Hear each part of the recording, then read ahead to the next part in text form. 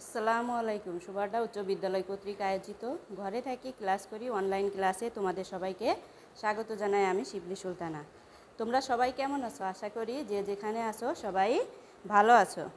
আমি আজকে তোমাদের সাথে আলোচনা করব নবম দশম শ্রেণীর অর্থনীতি বিষয় নিয়ে। আমরা আজকে অর্থনীতির বিষয়ের চতুর্থ অধ্যায় নিয়ে আলোচনা করব। চতুর্থ অধ্যায় বের করো তোমরা সবাই। অর্থনীতি বইয়ের চতুর্থ অধ্যায় নবম দশম শ্রেণীর চতুর্থ অধ্যায়ে কি আছে? উৎপাদন ও সংগঠন। উৎপাদন ও সংগঠন। তাহলে আমরা আজকে পড়ব উৎপাদন ও উৎপাদক, উৎপাদনের উপকরণ। এখন আমরা দেখি উৎপাদন ও সংগঠনটা কি জিনিস। শরবত একটি উৎপাদিত দ্রব্য। শরবত কি দ্রব্য? একটা উৎপাদিত দ্রব্য। এই শরবত তৈরি করতে আমাদের কি কি লাগে? লেবু, পানি এবং চিনি। এই উপকরণগুলোর আমাদের প্রয়োজন হয় শরবত তৈরি করতে। উপকরণ ব্যবহার করে দ্রব্য উৎপাদন এবং তা ভোগের মাধ্যমে উপযোগ বা তৃপ্তি সৃষ্টি করা যায়। এটা কি করা যায়? আমরা একটা শরবত তৈরি করে এটা যখন আমরা পান করব তখন আমরা একটা তৃপ্তি অনুভব করব। উৎপাদন কাজটি করে থাকে সংগঠন। উৎপাদন করতে উপকরণ যেমন পানি, চিনি, লেবু লাগে। কিভাবে উৎপাদন করবে তার একটি পরিকল্পনাও করতে হবে এবং উৎপাদন করার সময় বিভিন্নজন বিভিন্ন কাজ করেন। যোগ্যতা অনুযায়ী এই কাজগুলো বন্টন করতে হয়। উৎপাদিত পণ্য বিক্রয়ের জন্য বাজারে নিতে হবে। কি হবে? আমরা যে দ্রব্য উৎপাদন করব এই দ্রব্যটা বিক্রি করার জন্য আমাদেরকে বাজারে নিতে হবে। এ ধরনের কাজগুলো করে সংগঠন। এগুলো কে করে? সংগঠন। যে ব্যক্তি সংগঠনের মূল দায়িত্ব পালন করেন তিনি হচ্ছেন একজন উদ্যোক্তা। তাহলে উদ্যোক্তা কাকে বলবো আমরা? যে ব্যক্তি সংগঠনের মূল দায়িত্ব পালন করেন তাকে আমরা উদ্যোক্তা বলবো। উদ্যোক্তা কিন্তু মূল দায়িত্বটাই পালন করেন। তাহলে আমরা এই অধ্যায় পাঠ শেষে আমরা কি কি জানতে পারবো এখন একটু জেনে নিই।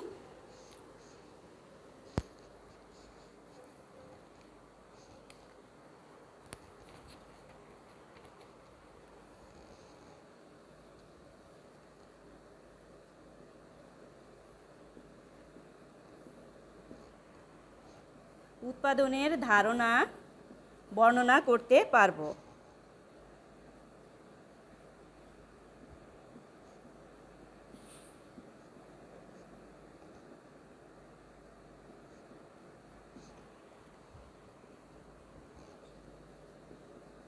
উৎপাদনের সাথে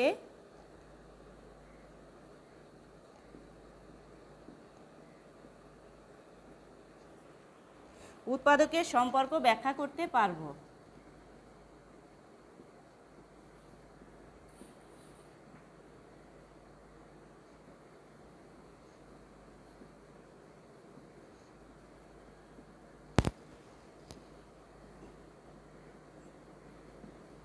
ব্যাখ্যা করতে পারবো।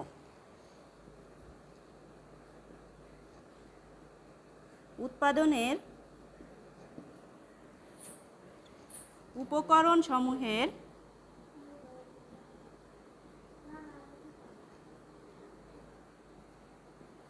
সমূহের বর্ণনা করতে পারবো।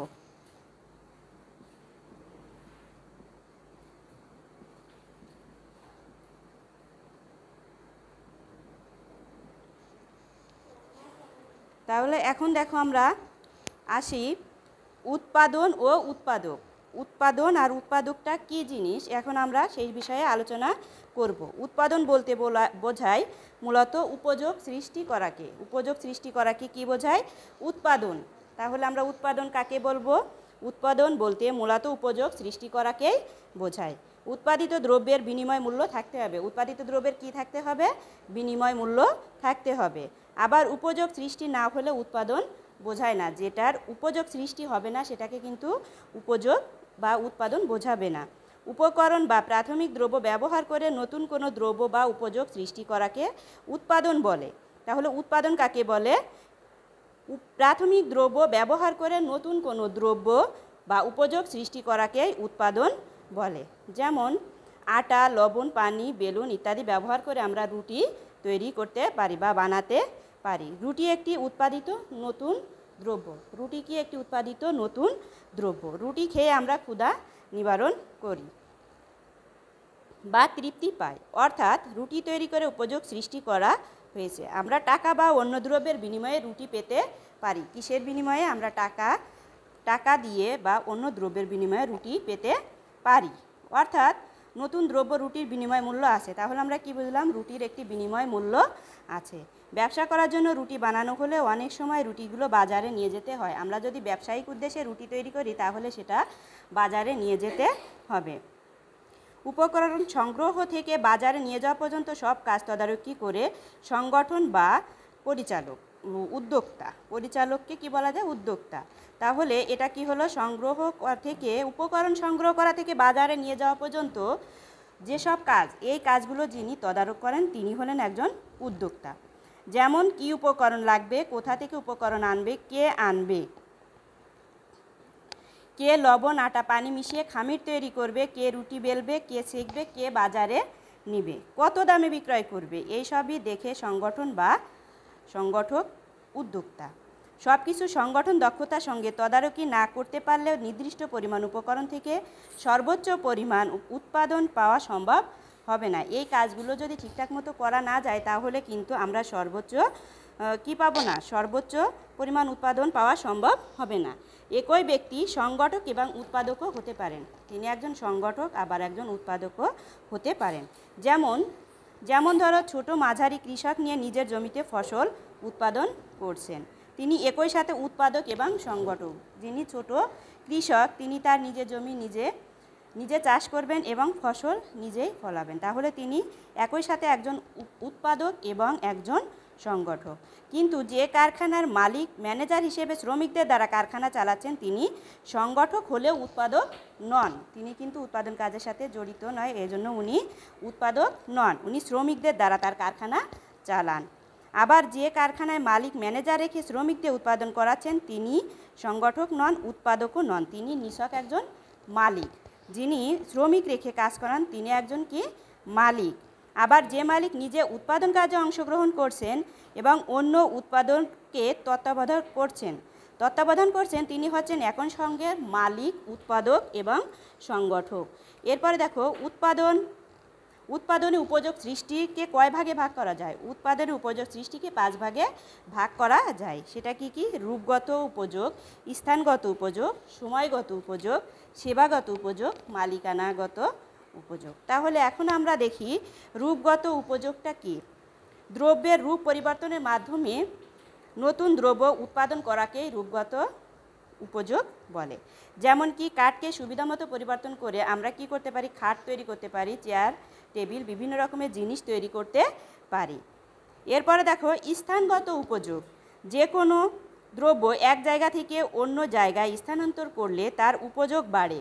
এক জায়গা থেকে অন্য জায়গায় স্থানান্তর করলে তার কি বাড়বে? উপযোগ বাড়বে। যেমন বনের কাঠ সাধারণত বনের আশেপাশের লোকজন খড়ি হিসাবে ব্যবহার করে। কি করে? বনের কাঠ দিয়ে তাদের আশেপাশের লোকজন সেটা খড়ি হিসাবে ব্যবহার করে থাকে। শহরে আনলে মানুষ এই কাঠ দিয়ে আকর্ষণীয় বিভিন্ন রকমের আসবাবপত্র যেমন খাট, চেয়ার, টেবিল বিভিন্ন রকমের জিনিস তৈরি করতে পারে। ফলে কি হয়? এর উপযোগ বাড়ে। শহরে আনলে এইসব জিনিসের উপযোগ বাড়বে। আবার বনে ফুলে তেমন কোনো কদর নেই, কিন্তু সেই ফুলসহ গাছ শহরের বাড়ির আঙিনায় রাখলে এর কদর বাড়ে, অর্থাৎ উপযোগও বাড়ে। এরপর দেখো সময়গত উপযোগ। সময়গত উপযোগটা কি? কোনো ক্ষেত্রে সময়ের ব্যবধানে অনেক জিনিসের উৎপাদন না বাড়লেও উপযোগ বাড়ে। কি বাড়ে? উপযোগটা বাড়বে। জিনিসের উৎপাদন যদি না বাড়ে কিন্তু সেখানে উপযোগটা বাড়বে। এদেরকে সময়গত উপযোগ সৃষ্টি বলে। যেমন পৌষ মাঘ মাসে ধানের মৌসুম, এই মৌসুমে কিন্তু ফলন বেশি হয়। আবার এই সময়ে ধানের দামটা কি থাকে? কম থাকে। এ সময়ে ধান মজুত করে ভাদ্র আশ্বিন মাসে যদি বিক্রি করা হয় তখন ধানের দামটা কিন্তু একটু বেশি পাওয়া যাবে। এখানে ধানের উৎপাদন হ্রাস বা বৃদ্ধি না পেলেও উপযোগ বা দাম বর্ধিত হবে। সেবাগত উপযোগ। মানুষ তার সেবা দ্বারা যে উপযোগ সৃষ্টি করে তাকে সেবাগত উপযোগ বলে। মানুষ কিসের দ্বারা? সেবার দ্বারা যেসব উপযোগ সৃষ্টি করবে সেটা হচ্ছে সেবাগত উপযোগ। শিক্ষক শিক্ষাদান করে শিক্ষিত মানুষ তৈরি করে। এটা কি? এটা হচ্ছে একটা সেবাগত উপযোগ। ডাক্তার চিকিৎসা দিয়ে মানুষের শরীরকে সুস্থ রাখেন বা উৎপাদন ক্ষমতা অক্ষুণ্ণ রাখে বা বৃদ্ধি করে। এটা হচ্ছে কি? সেবাগত উপযোগ। এরপরে দেখো মালিকানাগত উপযোগ। যে কোনো অর্থনৈতিক দ্রব্য ও সেবার মালিকানার পরিবর্তন করে অতিরিক্ত উপযোগ সৃষ্টি করা যায়। উৎপাদিত দ্রব্যের মালিকানা পরিবর্তন করে এটা কি করা যায়? অতিরিক্ত উপযোগ সৃষ্টি করা যায়। যেমন অব্যবহৃত জমি কিনে একজন কৃষক চাষাবাদ করে উৎপাদন করতে পারে, অথবা ব্যবহৃত জমি কিনে আরও ভালোভাবে চাষাবাদের মাধ্যমে তাদের উৎপাদনটা বাড়াতে পারে। তাহলে আমরা কি বুঝলাম? এখানে বুঝলাম হচ্ছে উৎপাদক ও উৎপাদন। এরপরে উৎপাদন উপযোগের সৃষ্টি করা হয়েছে কয় ভাগে? 5 ভাগে। কি? রূপগত উপযোগ, স্থানগত উপযোগ, সময়গত উপযোগ, সেবাগত উপযোগ ও মালিকানাগত উপযোগ। এরপরে আসো উৎপাদনের উপকরণ। আমরা যে একটি দ্রব্য উৎপাদন করব, এই উৎপাদনের জন্য কি উপকরণ আমাদের প্রয়োজন বা লাগবে, আমরা এখন সেটা সম্পর্কে আলোচনা করব। মনে করো তোমার এলাকায় গম, আলু, কলা, ধান ইত্যাদি কৃষিপণ্য এবং কাপড়, বিস্কুট, প্লাস্টিক ইত্যাদি শিল্পপণ্য উৎপাদিত হয়। এগুলো তোমার এলাকায় উৎপাদিত হয়। এই কৃষিপণ্য ও শিল্পপণ্য উৎপাদনে অনেকগুলো উপকরণের প্রয়োজন হবে। এগুলো তৈরি করতে কি হবে? অনেকগুলো উপকরণের প্রয়োজন হবে। কৃষকের ধান উৎপাদন করতে জমি, বীজ, সার, লাঙল, সেচ, শ্রমিক ইত্যাদির প্রয়োজন হয়। আবার শিল্পপণ্যের জন্য কারখানা, বিল্ডিং, কাপড়, সুতা, মেশিন, বিদ্যুৎ, গ্যাস, ময়দা, চিনি, বিভিন্ন দ্রব্য সামগ্রীর প্রয়োজন হয়ে থাকে। প্রাকৃতিক সম্পদ যেমন মাটির উর্বরতা শক্তি, আলো বাতাস, পরিবেশ, খনিজ দ্রব্য, সূর্যকিরণ ও আরও অনেক কিছুরও প্রয়োজন হয়। এখানে যেসব দ্রব্যের কথা বলা হলো এগুলো হচ্ছে উৎপাদনের উপকরণ। অতএব কোনো কিছু উৎপাদনের জন্য যেসব দ্রব্য বা সেবাকর্ম প্রয়োজন হয় সেগুলোকে উৎপাদনের উপকরণ বলে। তাহলে উৎপাদনের উপকরণ কাকে বলে? উৎপাদনের উপকরণ বলতে বোঝায় কোনো কিছু উৎপাদনের জন্য যেসব দ্রব্য বা সেবাকর্ম প্রয়োজন হয় সেগুলোই উৎপাদনের উপকরণ। উৎপাদনের উপকরণকে মূলত কয় ভাগে ভাগ করা যায়? উৎপাদনের উপকরণকে মূলত 4 ভাগে ভাগ করা যায়। সেটা হচ্ছে কি? ভূমি, শ্রম, মূলধন, সংগঠন। ভূমি থেকে কিভাবে উৎপাদন করা যায়? দেখো, ভূমি উৎপাদনের সাহায্যে উৎপাদনকে সাহায্য করে এমন সব প্রাকৃতিক সম্পদকে ভূমি বলে। উৎপাদনে সাহায্য করে এমন সব প্রাকৃতিক সম্পদই হচ্ছে ভূমি। যেমন জমি, মাটির উর্বরতা শক্তি, খনিজ দ্রব্য, বনজ ও জলজ সম্পদ, সূর্য কিরণ, আবহাওয়া প্রভৃতি সব রকম প্রাকৃতিক সম্পদ ভূমির অন্তর্ভুক্ত। তাহলে ভূমি কাকে বলে? ভূমি উৎপাদনে সাহায্য করে এমন সব প্রাকৃতিক সম্পদকেই ভূমি বলে। ভূমি বলতে আমরা কি বুঝি? জমির মাটি, উর্বরতা শক্তি, খনিজ দ্রব্য, বনজ জলজ সম্পদ, আবহাওয়া প্রভৃতি সব রকম প্রাকৃতিক সম্পদে ভূমির অন্তর্ভুক্ত। এরপরে দেখো শ্রম। উৎপাদন কাজে ব্যবহৃত মানুষের সব ধরনের শারীরিক ও মানসিক পরিশ্রমকে শ্রম বলে। তাহলে শ্রম কাকে বলে? উৎপাদন কাজে ব্যবহৃত মানুষের সব ধরনের শারীরিক ও মানসিক পরিশ্রমকেই শ্রম বলে। উৎপাদনে চাষি, জেলে, কামার কুমার তৈরি পোশাক শিল্পের শ্রমিকের কায়িক পরিশ্রম বলে। শ্রমকে কি বলে? কায়িক পরিশ্রম। উৎপাদনে চাষি, জেলে, কামার কুমার তৈরি পোশাক শিল্পের শ্রমিকরা যে শ্রম দিয়ে থাকে সেটাকে কি বলে? কায়িক শ্রম। আবার অফিস আদালতের কর্মকর্তা কর্মচারী শারীরিক ও মানসিক পরিশ্রমকেও শ্রম বলা হয়। একইভাবে শিক্ষকের শিক্ষাদান, ডাক্তারের সেবা ও উকিলের পরামর্শকেও এক ধরনের শ্রম বলে। এরপরে দেখো মূলধন। মূলধন হলো মানুষ কর্তৃক উৎপাদিত উৎপাদনের উপকরণ। মূলধনটা কি? মানুষ কর্তৃক উৎপাদিত উৎপাদনের উপকরণ। মানুষ যেসব জিনিস উৎপাদন করবে তার একটা উপকরণ হচ্ছে মূলধন। এই উৎপাদিত উপকরণ মানুষ ভোগ না করে নতুন দ্রব্য উৎপাদনে ব্যবহার করে থাকে।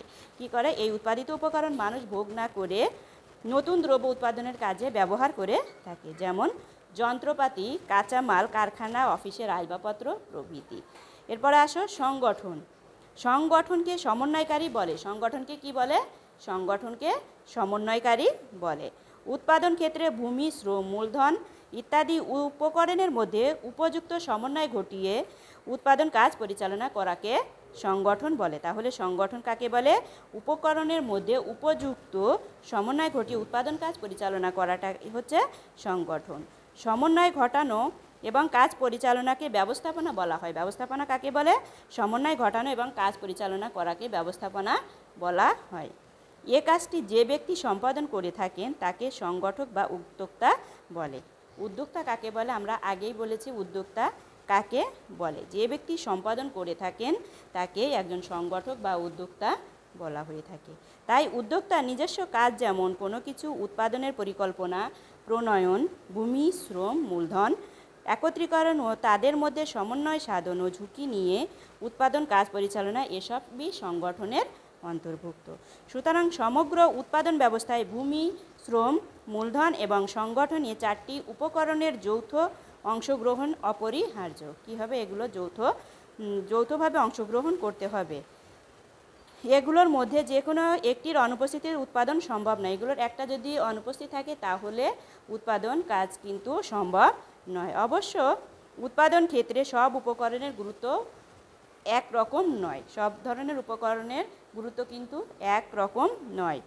অবস্থাভেদে কোনো উপকরণ বেশি আবার কোনো উপকরণ কম প্রয়োজন হয়। বাংলাদেশ কৃষিপ্রধান ও জনবহুল দেশ বলে এখানে মূলধনের তুলনায় ভূমি ও শ্রমের গুরুত্ব বেশি। বাংলাদেশের কিসের গুরুত্ব বেশি? ভূমি ও শ্রমের গুরুত্ব বেশি। আবার উন্নত শিল্পপ্রধান দেশ যেমন যুক্তরাষ্ট্র, জাপান প্রভৃতি দেশে ভূমি ও শ্রমের তুলনায় মূলধনের গুরুত্ব অনেক বেশি। তাহলে আজকে আমরা দেখলাম কি সম্পর্কে জানলাম? উৎপাদন ও সংগঠন, উৎপাদনের উপযোগকে 5 ভাগে ভাগ করা যায় সেটা সম্পর্কে। এরপরে দেখলাম উৎপাদনের উপকরণ। উৎপাদনের উপকরণকে কয় ভাগে ভাগ করা হয়েছে? 4 ভাগে। কি? ভূমি, শ্রম, মূলধন এবং সংগঠন। ভূমি সম্পর্কে আলোচনা করলাম, শ্রম সম্পর্কে, মূলধন এবং সংগঠন সম্পর্কে। এখন আমি তোমাদের জন্য কিছু বাড়ির কাজ দিয়ে দিই।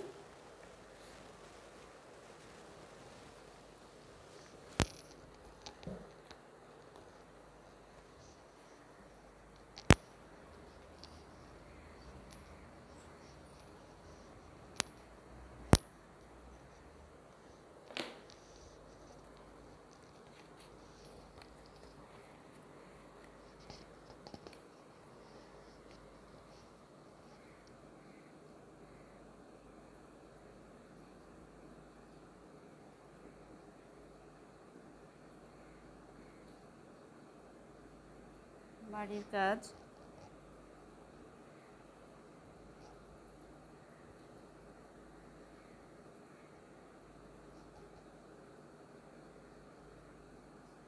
উদ্যোক্তা কাকে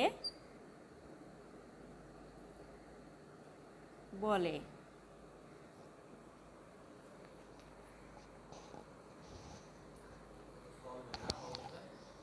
উৎপাদন কাকে বলে? উৎপাদন কাকে বলে?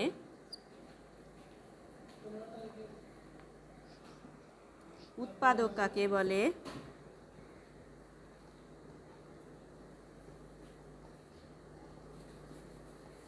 উৎপাদক কাকে বলে?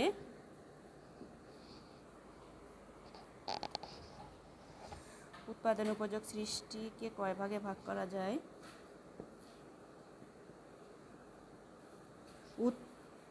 উৎপাদনে উপযোগ সৃষ্টিকে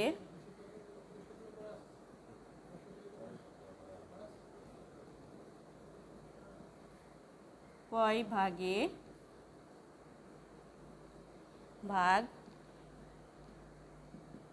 করা যায়? কি?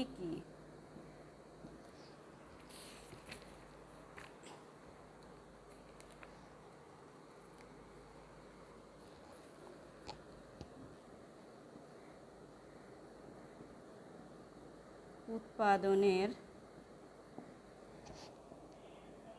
উপকরণ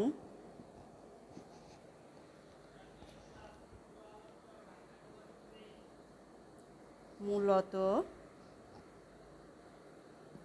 কয় ধরনের